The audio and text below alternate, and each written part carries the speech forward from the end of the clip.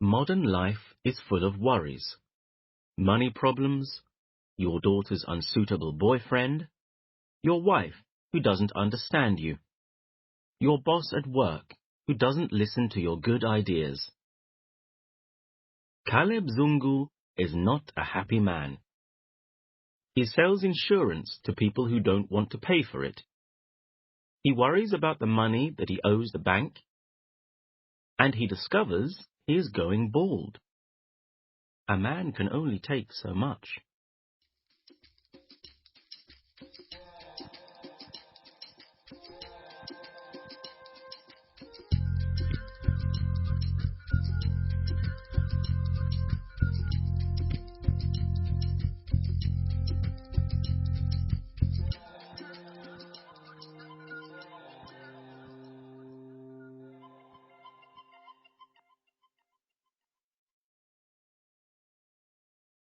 Caleb Zungu was 43 years old, married to Notando for 13 years, with 2 girl children, Busi, who was 8, and Kwesi, who was 14.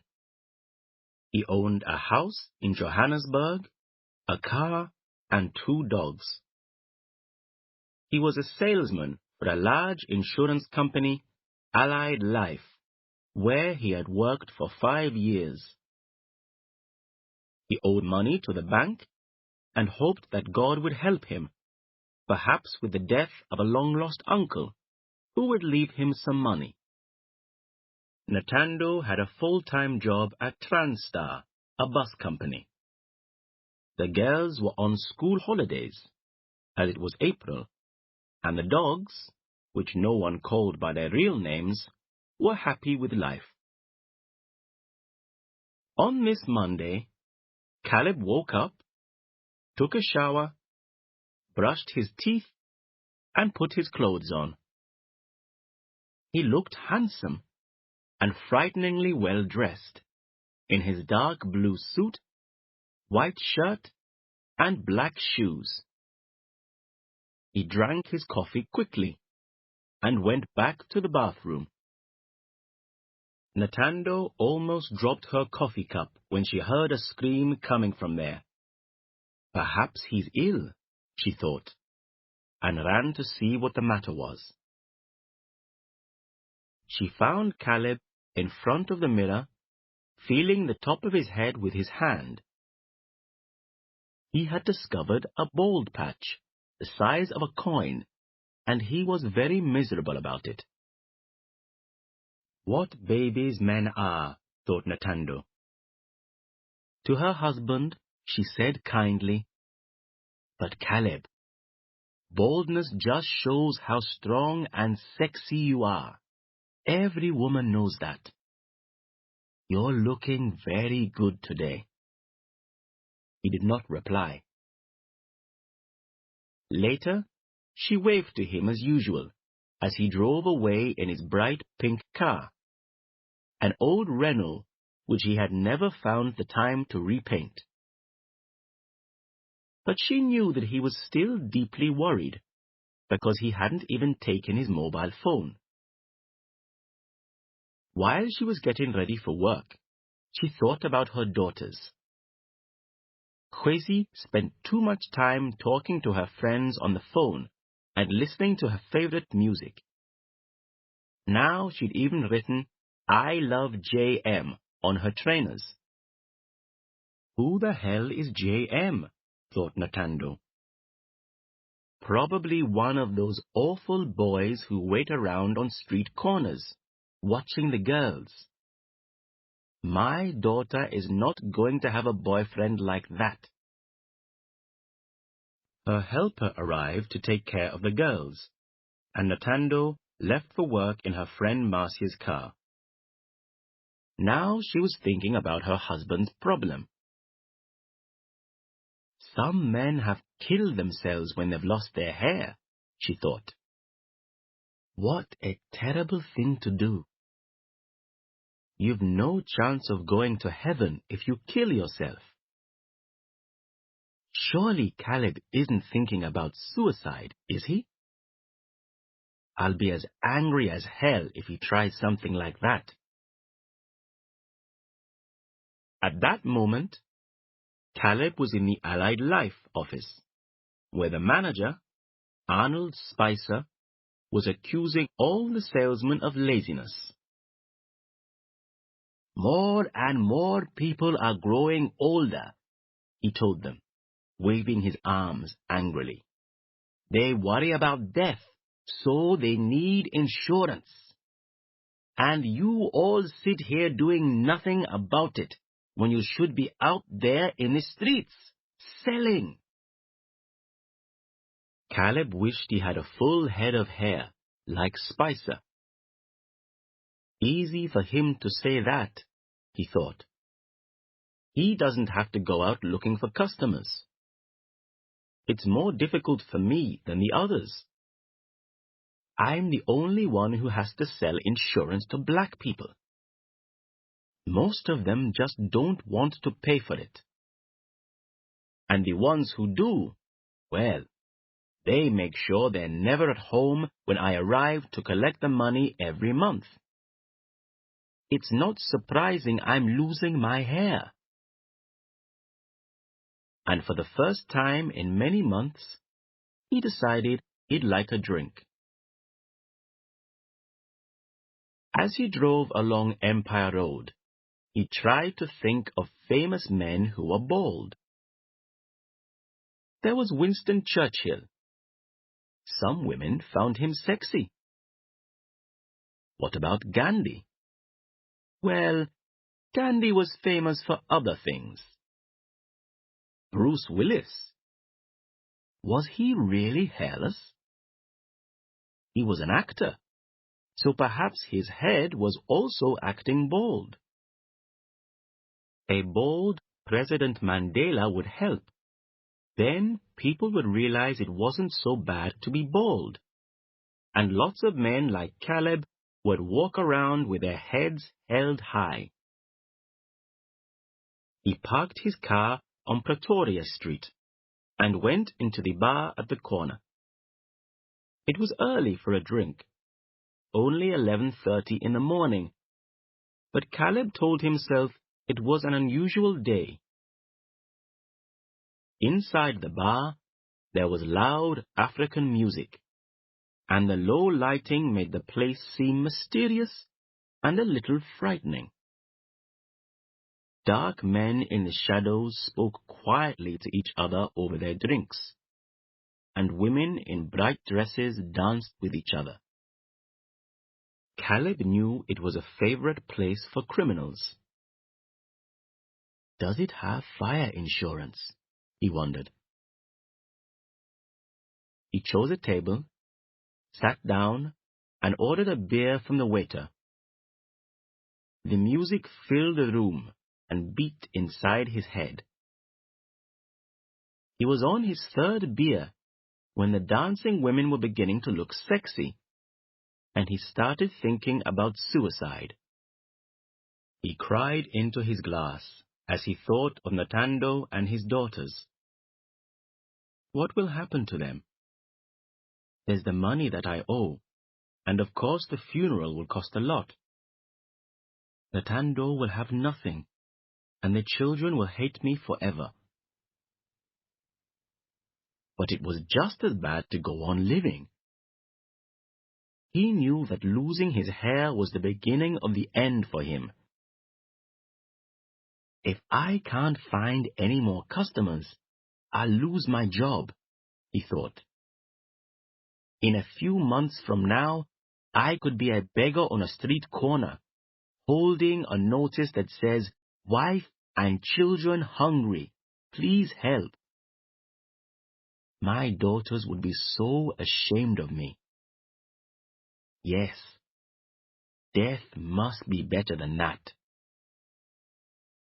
Already feeling less miserable, he put some money on the table and stood up to leave. It was then that a man entered and came straight over to Caleb's table. He was a very thin white man, completely bald, wearing dirty clothes and an old pair of trainers. He sat down and said calmly to Caleb, Take a seat, my friend. You're going nowhere. What do you mean? Asked Caleb. He had no idea why he was doing it, but he obeyed the man and sat down. You were thinking of suicide, weren't you? The man said. I followed you here. I told myself, he's going to do it. He laughed. It was not a pleasant sound. Then he turned and shouted at the waiter, Bring me a beer, double quick. Forget it, Ranger, the waiter shouted back. I'm not even giving you a glass of water until I see some money first. Who says I need to pay? The man called Ranger replied. My friend here, and he put a thin hand on Caleb's shoulder, is about to kill himself. Now wait a minute, Caleb began. And it's very stupid to die with money in your pocket, don't you think? Ranger was enjoying himself. People were laughing. Even the dancers stopped for a moment to look at this fool who wanted to take his money with him when he died. What's your name, friend? Ranger said. Caleb knew it was time to tell Ranger to get lost. He stood up, then saw the notice that the white man was carrying. Tom Ranger, blind soldier. Don't need your pity, but money will do. I drink and smoke just like you. My God, said Caleb. Blind. Oh, I'm sorry. Well, said Ranger carelessly, I'm sorry too. Now am I getting my drink or what? Caleb called to the waiter. Give the man what he wants, and I'll have another beer. Turning back to Ranger, he said, My name is Caleb Zungu. And what do you do, Caleb Zungu? Asked Ranger. You're some kind of salesman, aren't you? Yes. I sell insurance. Does it show? Man, Ranger said, when I came in through that door, I got this strong feeling of sadness, and I knew there was someone here thinking of suicide.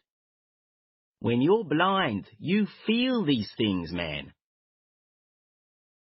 Ranger would try to get money out of him. Caleb knew that, but in an honest way. The streets of Johannesburg were full of beggars, and people with quick and easy ways to make quick and easy money. Caleb never gave them anything, but there was something about Ranger that interested him. As Caleb and Ranger talked about life and death over their drinks, the bar became more and more crowded. Several men recognized Ranger and smiled or waved at him. Ranger became louder until Caleb told him to be quiet. A blind man who can see what I'm feeling, thought Caleb. Something made him think about Allied Life. They're blind too. Spicer refuses to accept any of my great ideas for selling more insurance. It just makes my working life impossible. Still, if I kill myself, Spicer and Allied Life won't matter to me anymore. I won't miss them where I'm going. He was sure there was life after death. I don't understand, Ranger was saying. You want to kill yourself just because you're losing your hair. Isn't that enough? Asked Caleb. He didn't want to talk about his problems at work or about the money that he owed. I've helped many people kill themselves, and they've usually had stronger reasons than that. There was a man who was jealous of his wife. Caleb had once suspected Natando of seeing another man. Luckily, two of his best friends told him not to be a fool. Natando was a good woman. He had started following her, hoping to catch her in flagrante delicto, caught in the act of having sex with a lover. He knew he was quite drunk by now, because he was thinking in Latin, but he drank some more beer anyway. Next time he had an idea to suggest to Spicer, he'd do it in Latin and see how Spicer liked that. "So, do you want me to help you?" Ranger asked. "Yes," Caleb said, "but don't give me any lessons about the importance of life or how my wife and kids will go hungry. Don't give me that." But he needed a plan that would make his death seem like an accident. The eyes of his children stared at him from the bottom of his beer glass. "How do you wish to die? There are plenty of ways," Ranger said cheerfully. "You know, my dad was a hangman. He's unemployed now, which is a pity, but when he was working, he hanged a lot of people. You die of a broken neck when you're hanged. Did you know that?" Feeling a little sick, Caleb shook his head. He stared at his strange friend with renewed respect. Ranger was clearly a bit crazy, but he was also intelligent and had a clever way with words. "I'd like to talk like him at dinner parties," thought Caleb. "If I hadn't killed myself, I mean." It was a bright sunny day when they left the bar. The streets were crowded. Young men stood around in doorways. On every corner, women sold fruit, vegetables, watches, cassettes. Children ran about. Loud music was playing in shops. The noise of traffic was continuous. The short walk to the car gave Caleb a strange feeling. All these things happening around him. This was life. He looked at every single part of it and tried to remember it forever. As they got near the car, Caleb asked, "What do you do when you're not—" He didn't want to say begging. "Getting money out of you people with eyes," Ranger finished for him. "Playing word games. My plan was to make a word game in many languages. I'm still working on one for African languages." Caleb knew how difficult that would be, so he said nothing. "This your car?" Ranger asked, feeling the shape of the Renault with his hands. "Give me the keys, Zungu." "What?" Caleb didn't think he had heard right. "I said, give me the keys. I'll drive." Ranger's voice sounded stronger now, almost violent. Caleb didn't like to refuse and gave him the keys. Ranger got into the driver's seat and unlocked the passenger door. Caleb got in and started pulling at his seatbelt. "No seatbelts," Ranger said. "You want to die, don't you?" He started the car and drove away.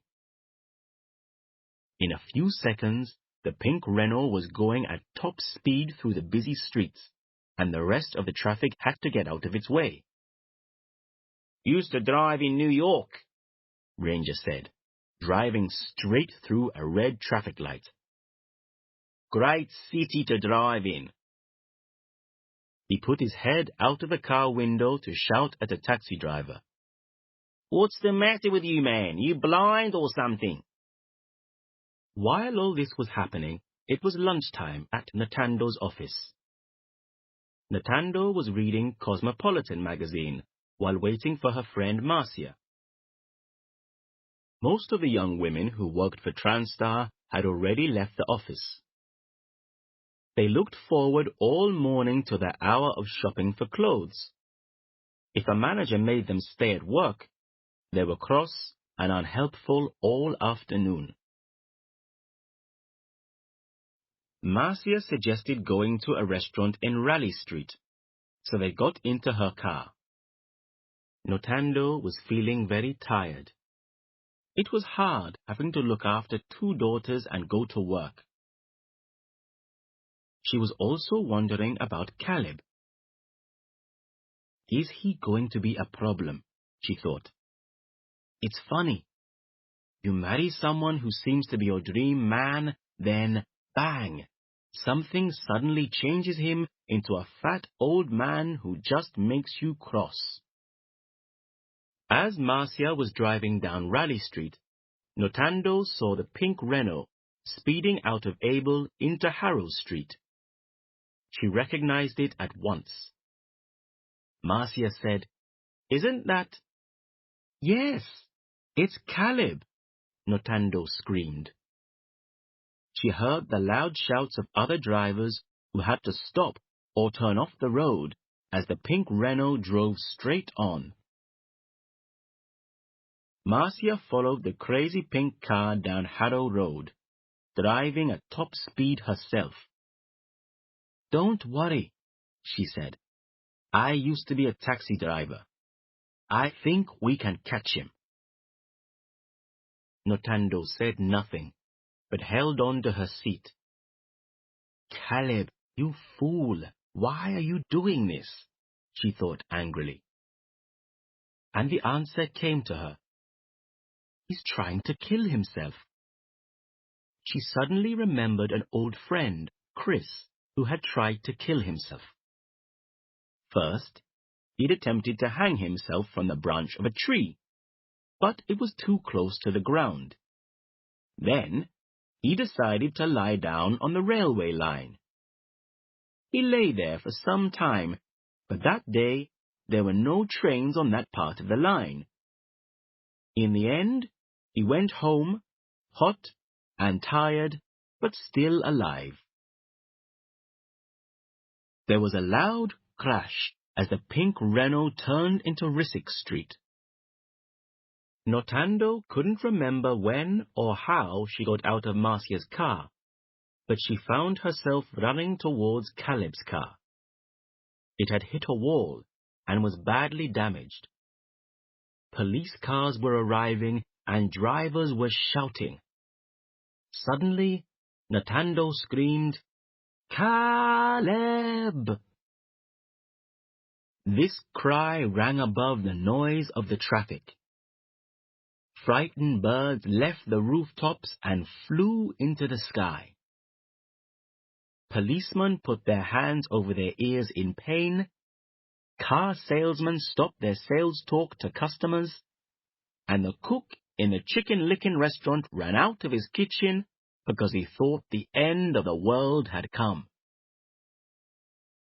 A policeman, Warrant Officer Van Vuren, pushed through the crowd to get to the crashed car. He opened the doors, pulled the 2 men out, and laid them on the road. Notando ran to Caleb and cleaned the blood off his face. Calling his name again and again, she looked lovingly at him. She knew then that although he was a fool and smelt of old beer and dirty socks, she loved him. When he opened his eyes and smiled, Notando almost cried with happiness. Seconds later, she was filled with anger. She pulled Caleb to his feet, and pushing him against the car, she began to beat him with her hands, screaming wildly, "You stupid fool! You stupid fool! You stupid fool!" At last, tired of this, she threw her arms around him. Van Vuren, who clearly had not read the police handbook on good policing, was busy hitting Ranger round the face, saying to him, How many times have I told you to keep out of trouble? You're giving us white men a bad name. Officer, Caleb said, escaping from Natando's arms, you can't do that to Ranger. He was only trying to help me. Van Vuren turned and looked at Caleb. You stupid fool, he said. You're lucky he didn't kill you. This man has been a problem for us for months. Well, we have to remember he is blind, replied Caleb. Blind? Van Vuren laughed and turned to Ranger. Is that your latest idea? If you try to tell me you're blind, I'll put your eyes out myself. Ah, come on, officer, Ranger said calmly. Don't be unkind. A man has got to live, hasn't he? The fun was over, and the watching crowd began to move away. An ambulance came to take the two men to hospital, and Notando went with them. Caleb still couldn't believe that Ranger was not blind. He wanted to jump up and beat him round the head, but he didn't feel strong enough. It was tiring just thinking about the crazy, crazy things that he and Ranger had done. A month later, Caleb left his job at Allied Life and started what he called the Progressive Hairlessness Educational Workshop. His plan was to get people talking about baldness and to help people accept their hairlessness, not worry about it. Few, as it was known, started badly because reporters found baldness very funny. They said Few wasn't a serious business and it wouldn't last a month. But Caleb put a lot of hard work into it. He rang up all his old customers and asked for their help. He found several famous people who were ready to speak about their baldness on the radio. Ranger soon joined him, and together they appeared on television programs and traveled all over the country. Everywhere they went, they took the Few logo, a picture of a large egg with a confident smile and "Proud to be hairless" written in red below it. Letters from interested people arrived by every post. There was a heated discussion in the newspapers and on television. By then, Caleb had shaved all his hair off and looked completely bald. Could people with thinning hair join Few? By now, baldness was discussed openly, and many people sent money to Few to keep the work going. Few became a very successful company. Caleb Zungu was 45 years old, married to Notando for 15 years, with 2 girl children, Busi, who was 10, and Kwesi, who was 16. He owned a house in Johannesburg, 2 cars, and 2 dogs. He was the manager of the Few company. Notando and Ranger also worked for the company. J.M. was accepted as a future husband for Kwesi and as a worker in the company because he had started to lose his hair early. And the 2 dogs were called by their real names, Baldy and Beauty.